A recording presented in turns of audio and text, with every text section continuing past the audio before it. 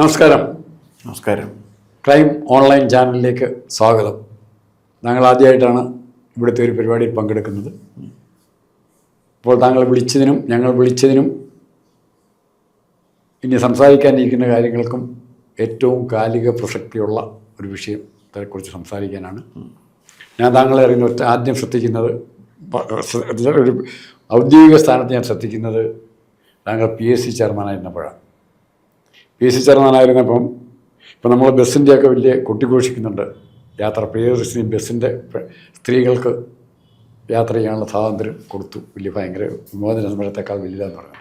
പക്ഷെ താങ്കൾ ചെയ്തത് അന്ന് ആദ്യം തന്നെ ചെയ്ത ഒരു ഓർഡർ, സ്ത്രീകളായിട്ടുള്ള സ്ഥാനാർത്ഥികൾ എഴുതാൻ വരുന്ന പരീക്ഷാർത്ഥികൾ അവരുടെ സ്വന്തം താലൂക്കിൽ ഏറ്റവും അടുത്ത് കൊടുക്കണം എന്നൊരു തീരുമാനം അന്നെടുത്തതാണ്.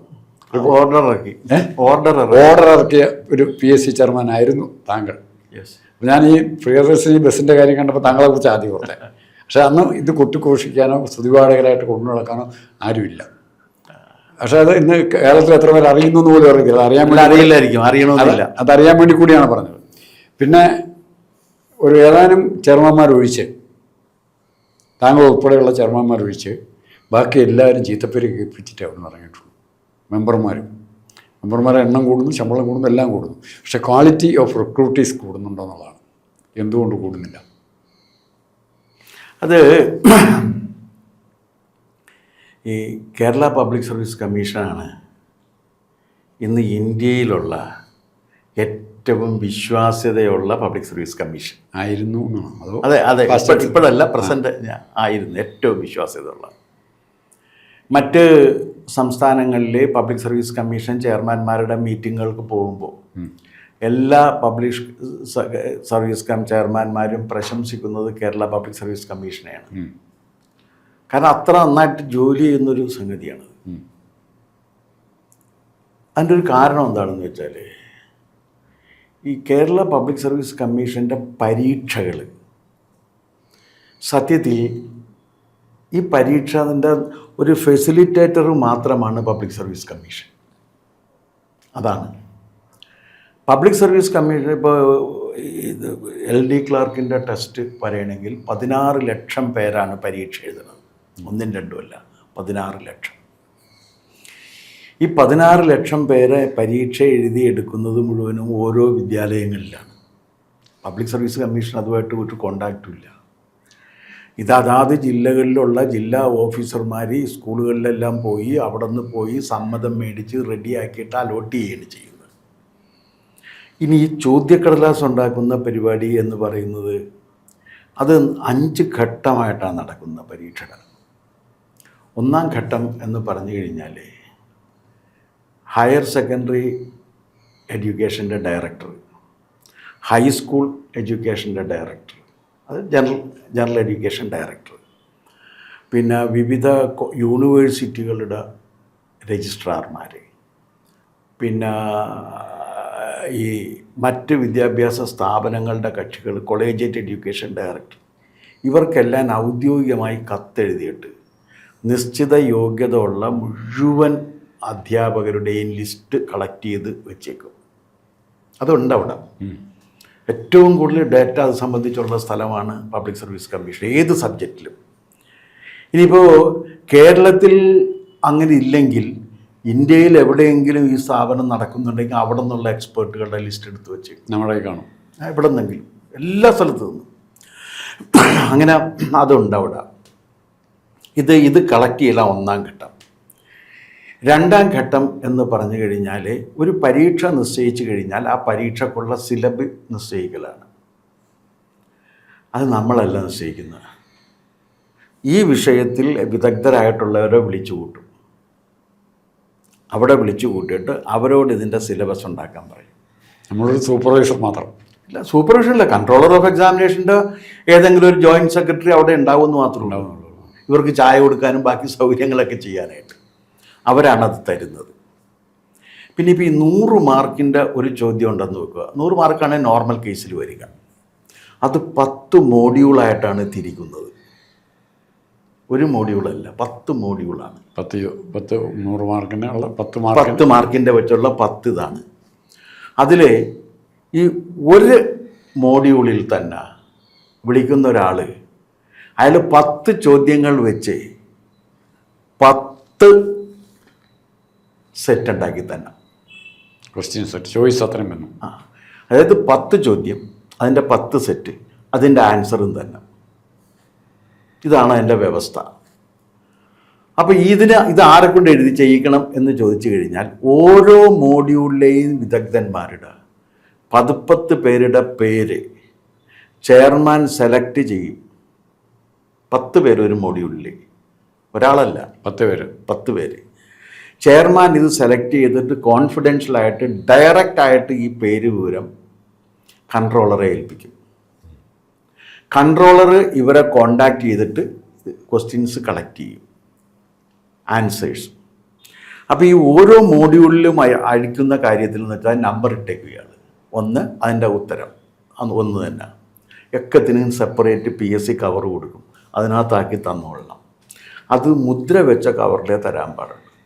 ഈ മുദ്ര വെച്ച കവറിൽ നമ്പർ ഇട്ട് അവിടെ വെച്ചേക്കും. ഇത് കഴിഞ്ഞാൽ അപ്പോൾ 3 ഘട്ടം കഴിഞ്ഞ്. ഇത് കഴിഞ്ഞാൽ അടുത്ത ഘട്ടം എന്താണെന്നറിയാമോ? അടുത്ത ഘട്ടം എന്ന് പറഞ്ഞു കഴിഞ്ഞാൽ ഈ 10 എണ്ണത്തിൽ ഏത് വേണം, ഒരെണ്ണം ചൂസ്. അത് ബൈ ലോട്ടാണ്. ഈ ലോട്ട് എടുക്കുന്നത് സെക്രട്ടറിയാണ്. ഇതൊന്നും കണ്ടിട്ടില്ല, അങ്ങനെ ഈ സംഭവം ഒന്നും ഒന്നും അറിഞ്ഞിട്ടില്ല. വെറുതെ ഒരു നമ്പർ എടുത്തു കൊടുക്കും. ആ നമ്പർ എടുത്തു കഴിഞ്ഞാൽ ആ നമ്പർ പ്രകാരമുള്ള കവർ എടുക്കും, സീൽഡ് കവർ, അതവിടെ വെക്കും. ഇങ്ങനെ 10 എണ്ണത്തിൻ്റെയും എടുത്തു കഴിയുമ്പോഴേക്കും അതവിടെയായി, ഒരു സെറ്റായി. അത് അപ്പോൾ തന്നെ ഒരു കവറിലാക്കിയിട്ട് മുദ്ര വെക്കും. വീണ്ടും ആ മുദ്ര വെച്ച കവറ് വേറൊരു സെക്യൂരിറ്റി പ്രസ്സിന് അയച്ചു കൊടുക്കേണ്ട ഒരു കവറുണ്ട്, പ്രത്യേക കവറാണ്. ആ കവറിലാക്കി മുദ്ര വെച്ചിട്ട് സെക്യൂരിറ്റി പ്രസ്സിന് അയച്ചു കൊടുക്കുകയാണ്. അപ്പോൾ ഈ ചോദ്യകർത്താവ് ഇട്ട ഈ ചോദ്യം പിന്നീട് കാണുന്ന ആരാണ്? ആൻസർ സെക്യൂരിറ്റി പ്രസ്സുകാരനാണ്. അടിക്കുന്ന സമയത്ത് വേറെ ആരും കണ്ടിട്ടില്ല. സെക്യൂരിറ്റി പ്രസ്സുകാരൻ ഇത് പ്രിൻ്റ് ചെയ്ത് കഴിഞ്ഞാൽ ഒരു ടെസ്റ്റ് ബുക്ക്ലെറ്റ്, ഓരോന്ന് ടെസ്റ്റ് ബുക്ക്ലെറ്റ് എന്നാണ് പറയണം. ആ ടെസ്റ്റ് ബുക്ക്ലെറ്റ് സീൽ ചെയ്യും, പ്രിൻ്റ് ചെയ്തിട്ട് അവിടെ വെച്ച് തന്നെ സീൽ ചെയ്തേക്കും.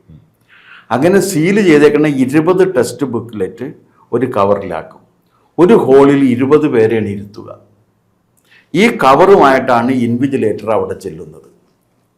ഈ 20 പേരുടെയും സാന്നിധ്യത്തിൽ ആണ് ഈ കവറ് പൊട്ടിക്കുക. അവിടെ അന്ന് അവൈലബിൾ ആയിട്ടുള്ളവരൊക്കെ ഉണ്ട്. ഇതിൻ്റെ പുറത്ത് ഒപ്പിടിപ്പിച്ച് വാങ്ങിക്കുകയും ചെയ്യും. അപ്പോൾ അതുകൊണ്ട് സ്വാഭാവികമായിട്ട് സംഭവിക്കുന്നത് എന്താണെന്ന് വെച്ച് കഴിഞ്ഞാൽ ഈ ചോദ്യ പേപ്പറിൽ PSC ചോദ്യത്തിൽ തെറ്റുപറ്റിയെന്ന് പറഞ്ഞാൽ നമ്മളല്ല തെറ്റുപറ്റുന്നത്, നമുക്കറിയില്ല, തെറ്റുണ്ടാകാം. ഇത് കഴിഞ്ഞാൽ ടെസ്റ്റ് കഴിയുന്നു. ടെസ്റ്റ് കഴിഞ്ഞിങ്ങോട്ട് വന്നു കഴിഞ്ഞാൽ ഇവാലുവേഷൻ യന്ത്രത്തിലാണ്. 16 മെഷീൻ ഉണ്ട്, ഡിജിറ്റൽ വാല്യുവേഷനാണ്. 16 മെഷീൻ ഉണ്ട് ഇതിന് വേണ്ടിയിട്ട്. ഞാനുള്ളപ്പോഴാണ് അത് തുടങ്ങുന്നത്. 16 മെഷീൻ ഉണ്ട്. 14 ഡിഗ്രി സെൻറ്റിഗ്രേഡിലാണ് ഈ മെഷീൻസ് വെച്ചിട്ടുള്ളത്. അതിനകത്ത് ജോലി ചെയ്യാൻ പോകുന്നവർക്ക് സെപ്പറേറ്റ് യൂണിഫോം ഉണ്ട്. അതിനകത്ത് മ്യൂസിക്കും വെച്ച് കൊടുത്തിട്ടുണ്ട്. കാരണം ഇതൊരു ഹൈലി മെക്കാനിക്കൽ ജോബാണ്. അപ്പോൾ ഈ ഒരു മ്യൂസിക് സിസ്റ്റം, അത് ഞാൻ അവിടുത്തെ മെഡിക്കൽ കോളേജിൽ സൈക്കാട്രി പ്രൊഫസറെയും കൂടി വിളിച്ചു വരുത്തി കൺസൾട്ട് ചെയ്തിട്ടാണ് ഏത് തരം മ്യൂസിക് വേണം തുടങ്ങിയിട്ടൊക്കെ തീരുമാനിച്ചിട്ടാണ് അത് ചെയ്തേക്കുന്നത്. അപ്പോൾ അത് ആ മ്യൂസിക് ഇങ്ങനെ ഒഴുകിക്കൊണ്ടിരിക്കും, ഇവരിങ്ങനെ ചെയ്തുകൊണ്ടിരിക്കും. 1 മണിക്കൂറിൽ ഒരു മെഷീൻ 5000 വെച്ച് ഇവാലുവേറ്റ് ചെയ്ത് വരും. അത് ഡബിൾ വാല്യുവേഷനാണ്. ഈ 2 വാല്യുവേഷനിലും കോമൺ ആയിട്ട് വരുന്നത് എടുക്കും. എന്തെങ്കിലും വ്യത്യാസം ഉണ്ടെങ്കിൽ നമ്മളത് ചെക്ക് ചെയ്യും.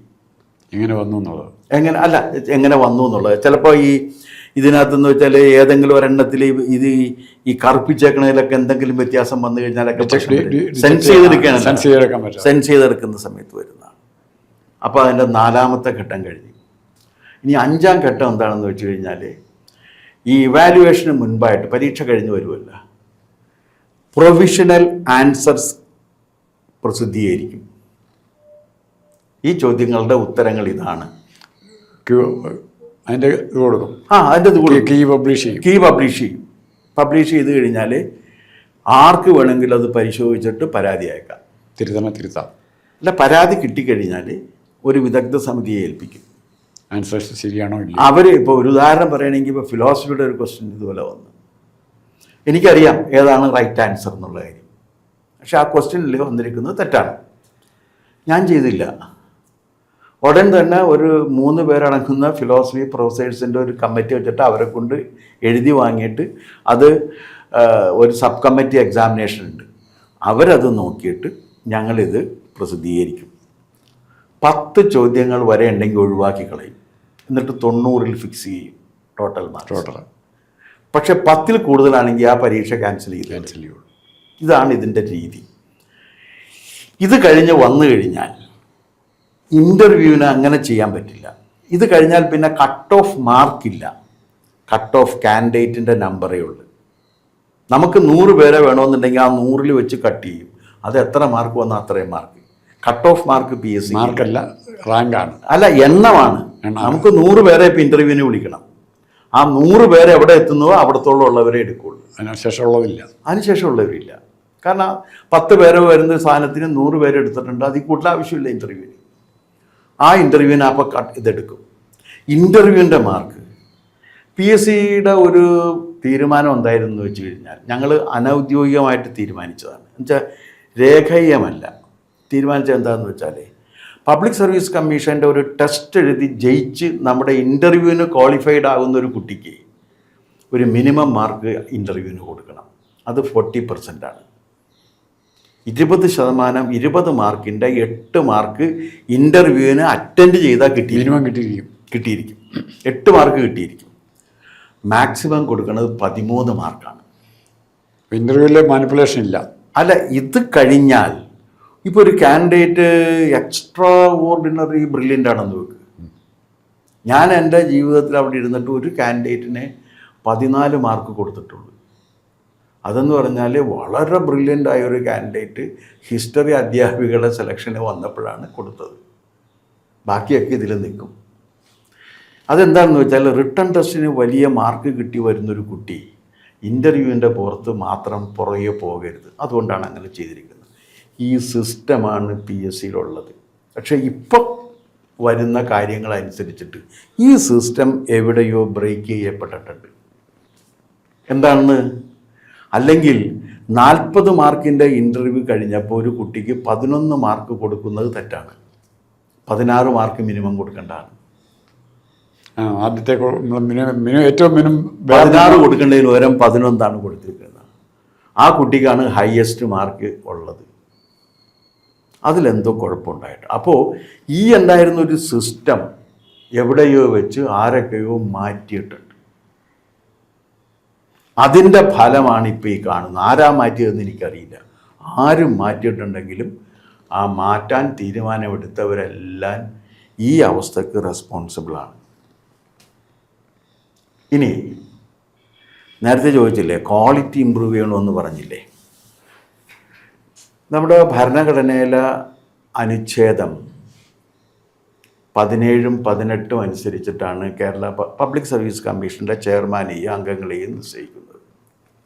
ഭരണഘടന പറഞ്ഞിരിക്കുന്നത് ഏറ്റവും ചുരുങ്ങിയത് 50% പേരെങ്കിലും സർക്കാർ സർവീസിലുള്ളവരായിരിക്കണമെന്ന് പറഞ്ഞിട്ടുണ്ട്. ചുരുങ്ങിയതാണ്. 50% പേരെങ്കിലും സർക്കാർ സർവീസിലുള്ളവരായിരിക്കണം. അല്ലാത്തവരെ നമുക്ക് പുറത്തുനിന്ന് എടുക്കാം. ഇത്രയേ ഭരണഘടനയിൽ പറഞ്ഞിട്ടുള്ളൂ. ഇതിൻ്റെ പ്രൊസീജിയർ, പിന്നെ എങ്ങനെ നമ്മൾ ഇവരെ സെലക്ട് ചെയ്യണം എന്ന പ്രൊസീജിയർ തീരുമാനിക്കേണ്ടത് അതിൻ്റെ റൂൾസ് ഫ്രെയിം ചെയ്യുമ്പോഴാണ്. പബ്ലിക് സർവീസ് കമ്മീഷനിൽ അങ്ങനെ റൂൾസ് ഇല്ല. അപ്പോൾ അത് കാരണം എന്താ പ്രശ്നമെന്നറിയാമോ? 10ാം ക്ലാസ് മാത്രം പാസ്സായി വന്നിട്ടുള്ള ഒരാൾ സർക്കാർ സർവീസിൽ നിന്ന് PSC മെമ്പറായിട്ട് വരും. റൂൾസ് ഇല്ല. അപ്പോൾ പിന്നെ വെക്കാം. ഗവൺമെൻറ്റിന് ഇഷ്ടമനുസരിച്ച് വെക്കാം. ഇതുവരെ റൂൾസ് ഫ്രെയിം ചെയ്തിട്ടില്ല. ഒരു കോടതിയും റൂൾസ് ഫ്രെയിം ചെയ്യണം എന്ന് ആവശ്യപ്പെട്ടിട്ടില്ല. അവിടെ അങ്ങനെ തന്നെയായിരിക്കും. മറ്റ് സ്ഥലങ്ങളിൽ അങ്ങനെയല്ല. ഞാൻ പറഞ്ഞു തരാം. ഇപ്പോൾ മറ്റ് സ്ഥലങ്ങളിൽ എങ്ങനെയാണെന്ന് വെച്ച് കഴിഞ്ഞാൽ, ഇപ്പോൾ അഡ്മിനിസ്ട്രേഷനിൽ നിന്ന് ഒരാളെ എടുക്കുകയാണെങ്കിൽ അയാൾ അഡീഷണൽ സെക്രട്ടറിയുടെ റാങ്കിൽ മുകളിലേക്കായിരിക്കണം. അഡ്മിനിസ്ട്രേഷനിൽ നിന്ന് വരുന്ന ആൾ അഡ്മിനിസ്ട്രേഷനിൽ എന്നുവെച്ചാൽ senior IAS basic minimum qualification ഉണ്ടായി. അല്ല, സീനിയർ IAS അപ്പോൾ ക്വാളിഫിക്കേഷൻ അറിയാമല്ലോ. വെറും അത് ജൂനിയർ അല്ല, സീനിയർ IAS പോലീസിൽ നിന്നാണെങ്കിൽ DGP റാങ്കിലായിരിക്കണം, അധ്യാപകരിൽ നിന്നാണെങ്കിൽ വൈസ് ചാൻസലർ ആൻഡ് എബവ് ആണ്.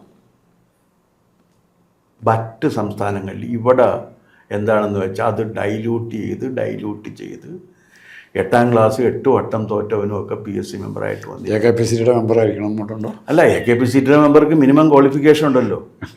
ഞാൻ അതും ഇല്ലാത്തവരുടെ കാര്യമാണ് പറയുന്നത്. അത് നിങ്ങൾ ആ ലിസ്റ്റ് നോക്കിക്കഴിഞ്ഞാൽ PSC മെമ്പർമാരുടെ ലിസ്റ്റ് പ്രസിദ്ധീകരിച്ചിട്ടുണ്ട്, അവിടെ ഉണ്ട്, അത് കിട്ടും. അത് നോക്കിക്കഴിഞ്ഞാൽ നിങ്ങൾക്കറിയാൻ പറ്റും. നിങ്ങൾക്ക് തന്നെ പരിചയമുള്ളവർ, അയ്യോ ഇയാൾ PSC മെമ്പറായിരുന്നോ, ഇയാൾക്ക് ഇത്രയല്ലേ വിദ്യാഭ്യാസം ഉള്ളതെന്ന് നിങ്ങൾക്ക് തോന്നും.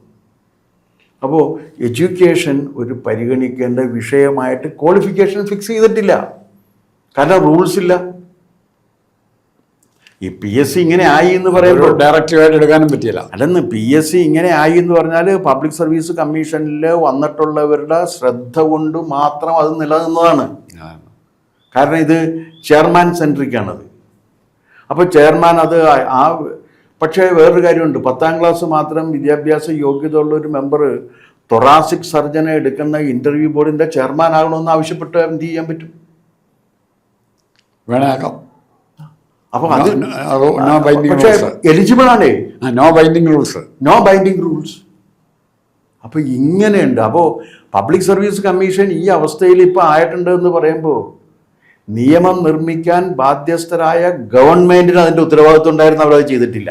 ഒരു ചെറിയ സംശയം ചോദിച്ചിട്ട്, ഇത്രയും പ്രശ്നങ്ങളുണ്ടായി, വലിയ കുഴപ്പമില്ലാതെ സാമാന്യം മെച്ചപ്പെട്ട രീതിയിൽ PSC കുറേ വർഷങ്ങൾ റൺ ചെയ്ത ആളാണ്, ഉത്തരവാദിത്തങ്ങൾ ഏറ്റെടുത്തുകൊണ്ട് തന്നെ, ഒളിച്ചോടിയല്ല. ഈ പ്രശ്നങ്ങളുണ്ടായപ്പം ഈ വിഷയവുമായി ബന്ധപ്പെട്ട് ഉന്നത വിദ്യാഭ്യാസ മന്ത്രിയോ അല്ലെങ്കിൽ അതുപോലത്തെ ആൾക്കാരോ മുഖ്യമന്ത്രിയോ ആരെങ്കിലും താങ്കളുമായി ചർച്ച ചെയ്യുകയോ ഫോണിൽ കൂടി അഭിപ്രായം ചോദിക്കുകയോ ചെയ്തു? ഇല്ല, ആരും ചോദിച്ചു? ആരും ചോദിച്ചിട്ടില്ല. അവർക്ക് അറിയണ്ടെന്നുള്ളതാണോ അതോ അറിയണ്ട എന്നുള്ളത് തന്നെയായിരിക്കും. അല്ലെങ്കിൽ വേറൊന്നാകാം, അവർക്ക് എല്ലാം അറിയാമെങ്കിൽ പിന്നെ വേറെ ആരും ചോദിക്കും. ആ പോസിബിലിറ്റി ഉണ്ട്. ചിലപ്പോൾ അതോ താങ്കളോട് ചോദിച്ചാൽ സംഖ്യയാണെന്ന് മുദ്രവെത്തുന്നുള്ള പേടിയുണ്ട്. അല്ല, ഇത് അങ്ങനെയല്ല, ഇത് സാങ്കേതിക വിഷയമല്ലേ. ഞാനതാ ചോദിച്ചതാ. ഇത് സംഖ്യയല്ല, ഇത് സാങ്കേതിക വിഷയമല്ലേ. ഞാനത് പഠിച്ചിട്ടുണ്ട്. ഇലക്ഷൻ കമ്മീഷൻ ആളെ വെച്ചപ്പോൾ സംഖ്യയാണെന്നുള്ള ആരോപണത്തിലേക്ക് അദ്ദേഹം എടുക്കണം. അല്ല ഇപ്പൊ വെച്ചിരിക്കുന്ന അങ്ങനെ is A very brilliant fellow. അവിടെ അയാൾക്ക് ചെയ്യാനറിയാം. അയാൾ വെച്ച് കഴിഞ്ഞപ്പോഴേക്കും അയാൾ സംഖ്യയാണെന്ന് പറയുന്ന കാരണം അയാൾ എന്തോ ഒരു കുറി തൊട്ടിട്ടുണ്ടെന്നാണ് പറയണത്. അല്ല, ഞാൻ പറഞ്ഞത് നമ്മുടെ കാഴ്ചപ്പാട് അങ്ങനെ മാറിക്കൊണ്ടിരിക്കും. അല്ല, അങ്ങനെ മാറി എന്നുള്ളതിൻ്റെ ഏറ്റവും വലിയൊരു പ്രശ്നം എന്താണെന്ന് വെച്ച് കഴിഞ്ഞാൽ ഇത് വരുമ്പോഴേക്കും ഈ ക്വാളിറ്റിയുടെ കാര്യത്തിൽ ഡിമിനിഷിങ് ക്വാളിറ്റി എപ്പോഴും കോംപ്രമൈസ്ഡ് ആണ്. കാരണം ഇതിനകത്ത് ഗവൺമെൻറ്റിന് വലിയ ഉത്തരവാദിത്വമുണ്ട്. കാരണം പബ്ലിക് സർവീസ് കമ്മീഷൻ പോലുള്ളൊരു സ്ഥാപനത്തിൽ മെമ്പർമാരും ചെയർമാൻ്റെയും സേവന വേതന സമ്പ്രദായത്തെക്കുറിച്ച് സ്പെസിഫിക് അവരുടെ ക്വാളിഫിക്കേഷൻ എന്തായിരിക്കണം, അത് ഏത് ലെവലിലുള്ളതായിരിക്കണം, ഇത് സംബന്ധിച്ച് നിയമം ഉണ്ടാക്കാനുള്ള, ചട്ടം ഉണ്ടാക്കാനുള്ള ബാധ്യത ഗവൺമെൻറ്റിനുണ്ടായിരുന്നു. ഗവൺമെൻറ് അത് ചെയ്തിട്ടില്ല. ഇപ്പം എൻ്റെ ഒരു അനുഭവം പറഞ്ഞാൽ യൂണിയൻ്റെ ഇൻഫ്ലുവൻസ് എന്ന് പറഞ്ഞാൽ നമുക്ക് നിഷേധിക്കാൻ പറ്റില്ല. കാരണം ഞാൻ സെക്രട്ടേറിയറ്റിലെ സെക്കൻഡ് ഗ്രേഡ് അസിസ്റ്റൻറ്റിൻ്റെ പോസ്റ്റ് ചെയ്യിക്കുന്നു.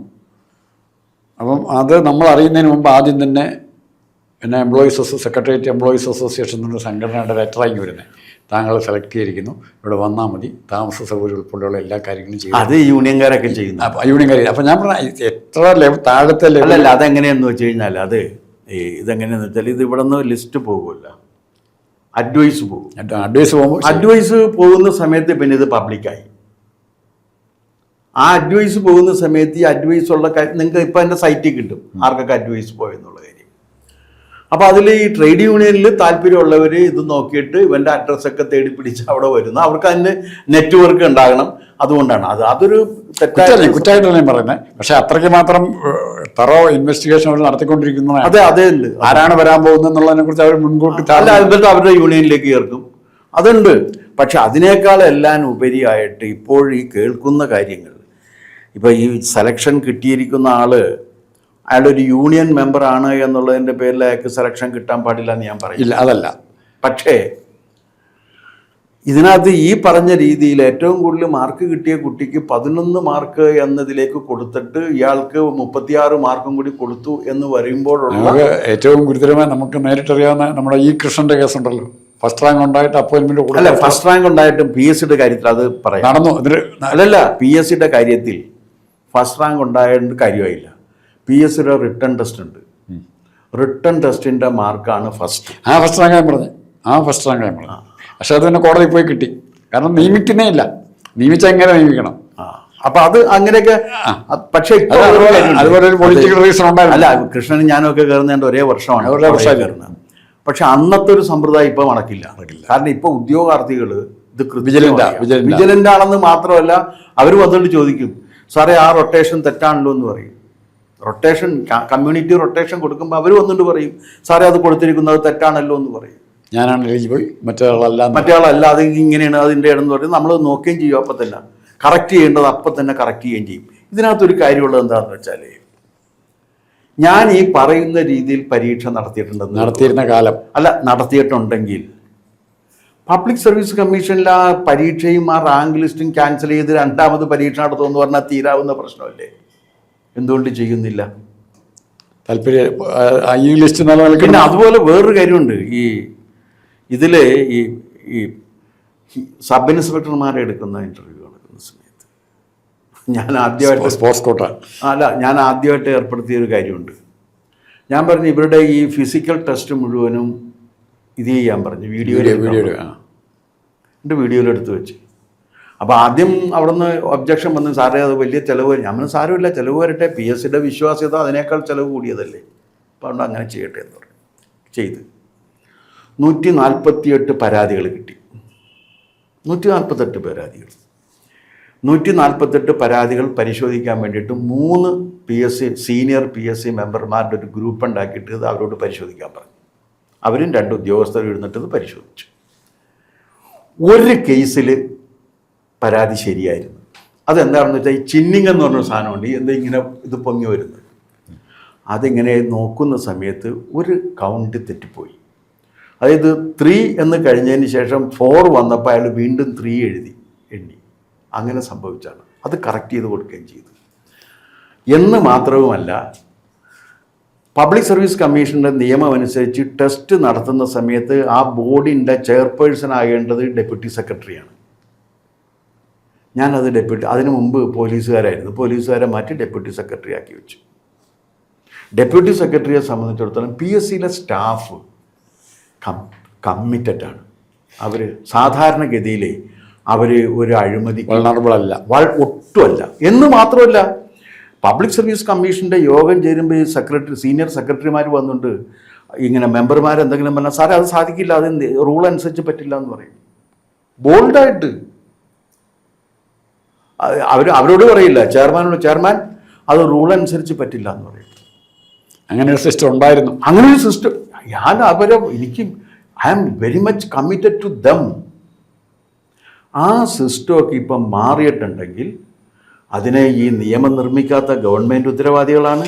അപ്പോൾ ഇനിയിപ്പം സമയം കഴിയുന്നു. താങ്കളുടെ അഭിപ്രായങ്ങൾ നമുക്ക് ഇവിടെ ഈ ചാനൽ കൂടെ തന്നെ വീണ്ടും ഒരു 3-4 പ്രാവശ്യമെങ്കിലും സ്ട്രെസ് കൊടുക്കേണ്ട ഒരു കാര്യം, ഇതിന് നിയമം ഉണ്ടാക്കണം. ആദ്യം തന്നെ റൂൾ ഫ്രെയിം ചെയ്യണം. ഒരു ഡയറക്റ്റീവ് എങ്കിലും കിട്ടണം. അത് വേണം. പുറത്തുനിന്ന് ഒരാളെ എടുക്കുകയാണെങ്കിൽ അയാൾക്ക് മിനിമം യോഗ്യതകൾ വേണം. ഇപ്പം ഞാൻ കേട്ടത് 32 വയസ്സ് പ്രായമുള്ള ഒരു DYFI കുട്ടിയെ എടുത്തിട്ട് PSC മെമ്പറാക്കിയിട്ടുണ്ട്. ഗീനാകുമാരി പ്രോസിക്യൂട്ടറുമായി കേസ് ജയിച്ചില്ലേ? ശരി, അപ്പോൾ ശരി, നിർത്തുന്നു. നന്ദി.